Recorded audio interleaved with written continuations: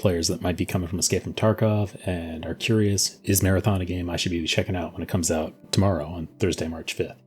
My background in Tarkov is that I've got thousands of hours in it. I've done the Cap container multiple times, run labs a whole bunch, did a ton of Sherping out of the FT Discord for a while, and Tarkov was the game that introduced me to the genre. I loved how brutal the game was. I loved that it was complex, I loved that it was slow, and I just felt like on every step along the way, I needed to learn more. One of the things that I really liked about this is how expressive the game was with skill, because certainly you could just chat out and be a PvP god in interchange, but there were a lot of ways to get ahead without doing that. And I really like that you could do it through good traversal or just really understanding the underlying system. I was really curious how much of that I could apply in Marathon, taking the knowledge that I previously had in Tarkov. I don't think you'd be surprised to hear that Marathon shaved off a ton of the rough edges. Some of those edges I liked, but they've arrived with a much more approachable and streamlined game. I think this is probably the right choice for getting new players in the door, but where it lands for you will be really depend on how you feel about some of the trade-offs they've made. So I wanted to cover some of the trade-offs as I see them and what you should consider when you're deciding if you get in a Marathon or not. First thing I wanted to hit was loadouts. It seems like Bungie identified gear fear and time to get into raid as two big hurdles that they want to just resolve.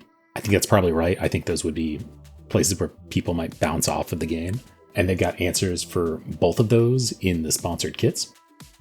Sponsored kits are one item that is either free or reasonably cheap, and it's got everything you need to get in the raid. It's sort of like having a scav loadout. Getting these kits costs nearly nothing, or actually nothing. It takes no time to equip it. You can just slap that on and run to a raid.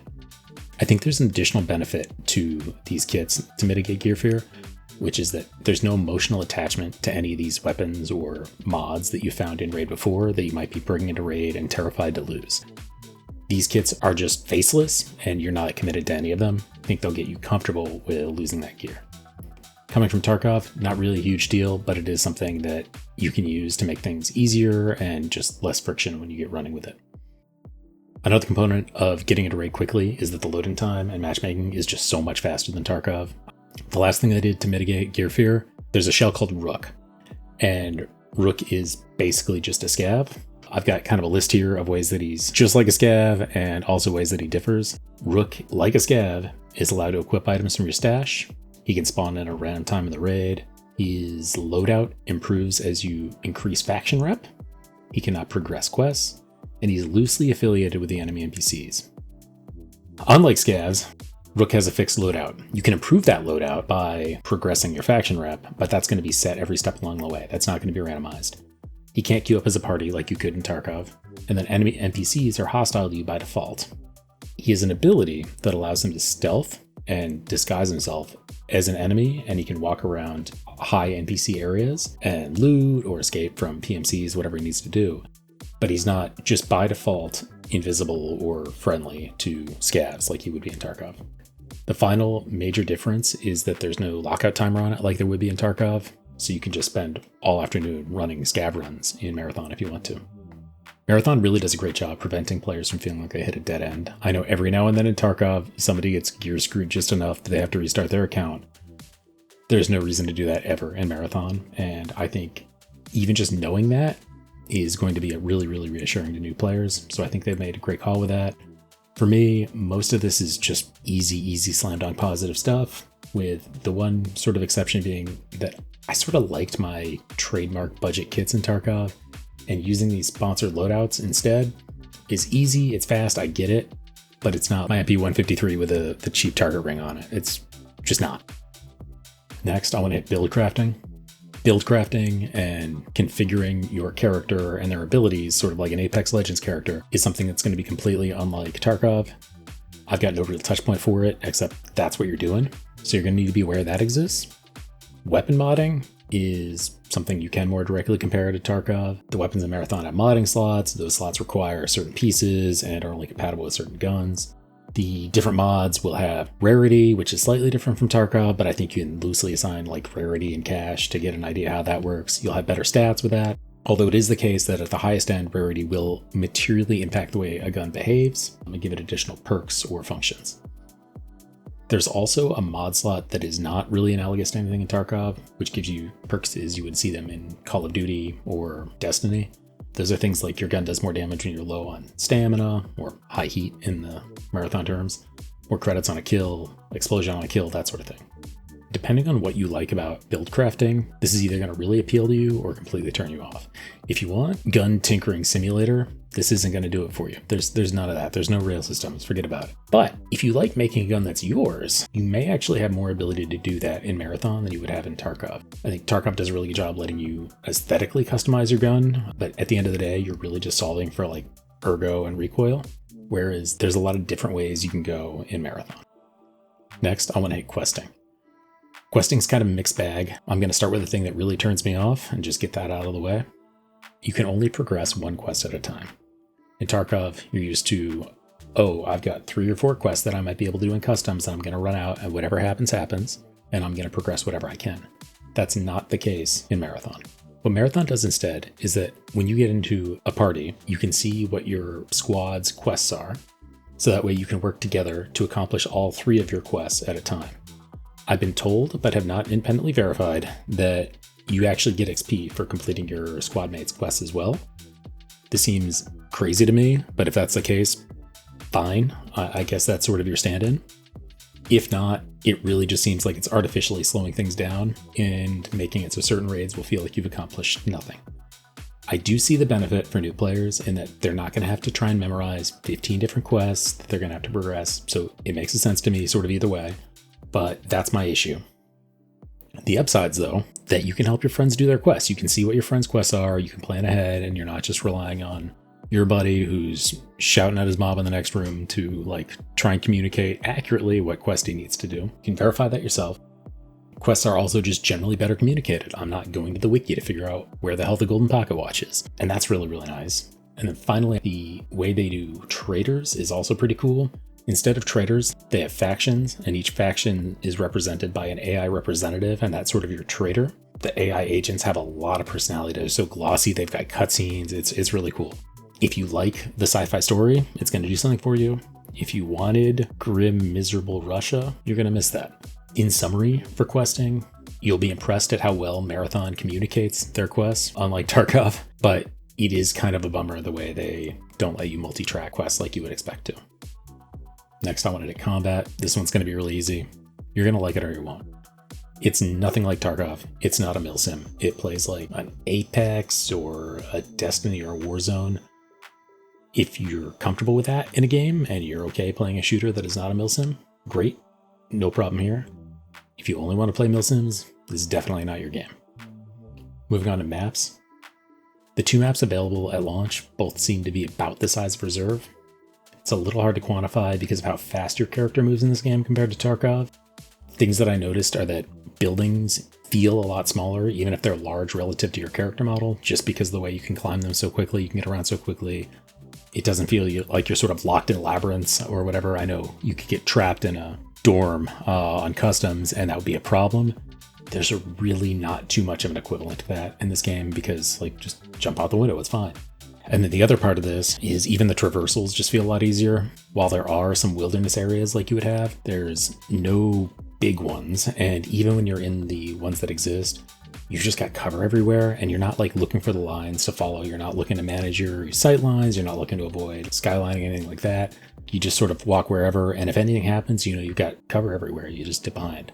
That removes some of the skill expression in traversal. And also removes the amount of fights that you're going to have while you're traversing because you're less likely to see each other because you can just hide out. Related to the map and the traversal is the stamina system. Stamina is basically what you would expect, except it's called heat.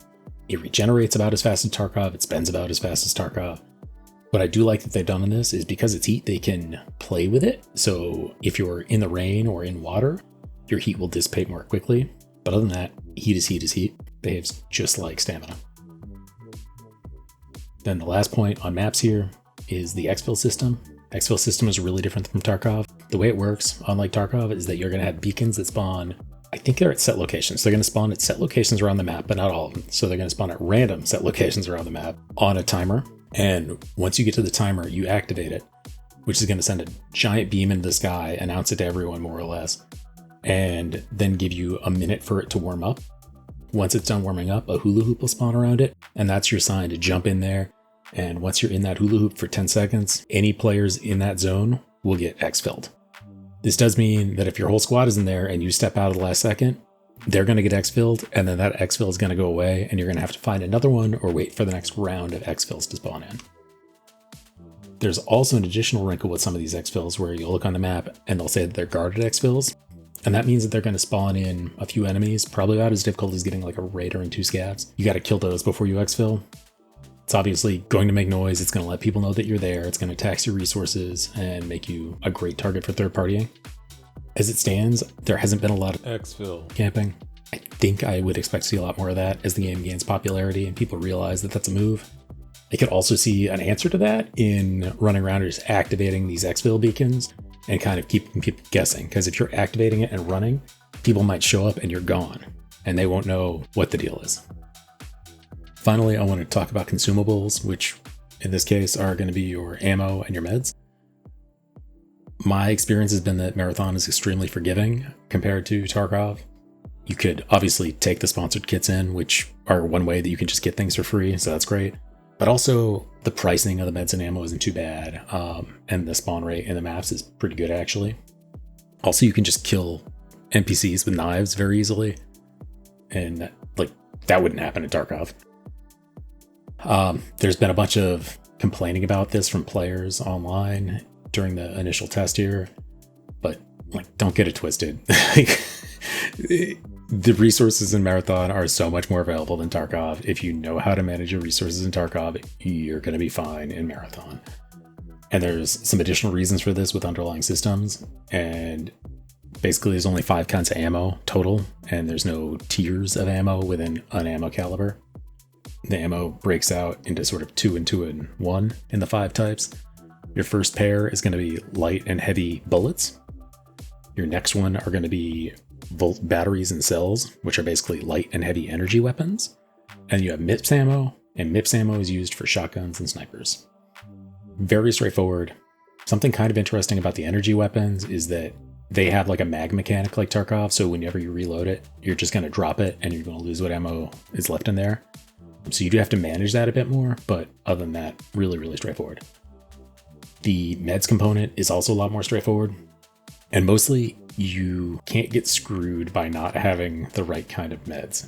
So, we've all had the situation of being all out of bandages or forgetting to pack a bandage, you catch a heavy bleed and it's over. All debuffs are going to expire on their own in this game. None of them even are as impactful as probably anything in Tarkov. And then your general meds are going to be in the form of regenerating shields and regenerating your health. Both of those have base level pocket cheese type healing all over the map. You're never going to have an issue with that. For the debuff curing, those are less common, but there's a smart action button that'll just sort of target whatever debuffs you have, and it'll use whatever available resource it has to fix that. So you didn't need to think about that much. There's also a self-res option. There's down but not out in this game. If you have a self-res item, you can use that to stand yourself back up. But there's really, not too much to think about in terms of your loadout consumables, and none of it is very expensive. So how do I feel about it on the balance? I think Bungie made a lot of great choices in terms of figuring out where they could kind of sand the rough edges off in a way that wouldn't be disruptive to the core game loop. Absolutely, I get extraction shooter feelings and tension from Marathon. Even if a lot of the dressing is different, even if a lot of the moment-to-moment combat is different, it's still that satisfying looting, exploring feeling that you would want. Why wouldn't you get this game? The big one for me is if you want that Milsim experience, or you really, really like the gun modding, you're going to find none of that in this game, and that's just not for you.